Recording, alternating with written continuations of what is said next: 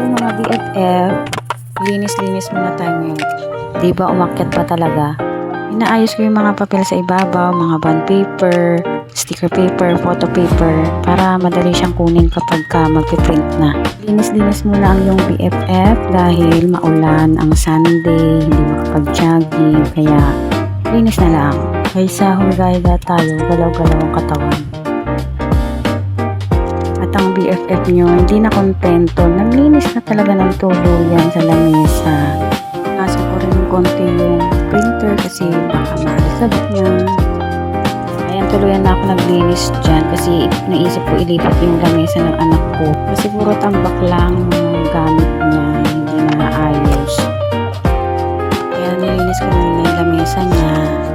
At yan, pinagpalit ko yung drawer nila. Nilipat ko dyan sa pwesto ng lamesa.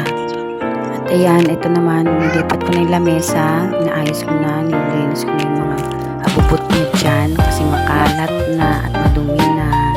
Para kasi nagagamit pag nag-aaral siya, masipag pa naman siya mag-aral, gawa-gawa ng assignment. Ang dami pa naman niyang abubot sa lamesa.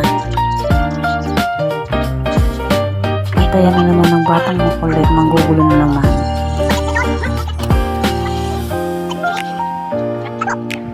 Maganda ang mood niya dyan, kaya nagbigay siya ng pagkain. Kaya kain muna tayo. Kaya nakita niya yung camera naka-open. Kaya nagkaway-kaway na siya dyan. Cute na. Hi daw. Nagsayaw-sayaw pa. Nawala yung printer dyan kasi nilipat ko sa kabilang room.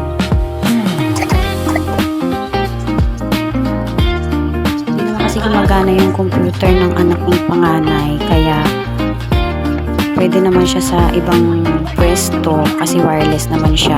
Yung bata nagtago-taguan na sa ilalim. After ko naman, printer ko na ng business. Parang pwede rin siya pang business. Sayang din naman kasi parang napapakinabangan din. At yan, maayos na yung dalawang lamesa. Tapos na ako maglinis. Kasi walang magawa, kaya naglinis na lang. Yan, na-organize ko na yung mga papel, mga bad paper. Ganda talaga tingnan kapag malinis ang paligid mo, lalo na sa kwarto.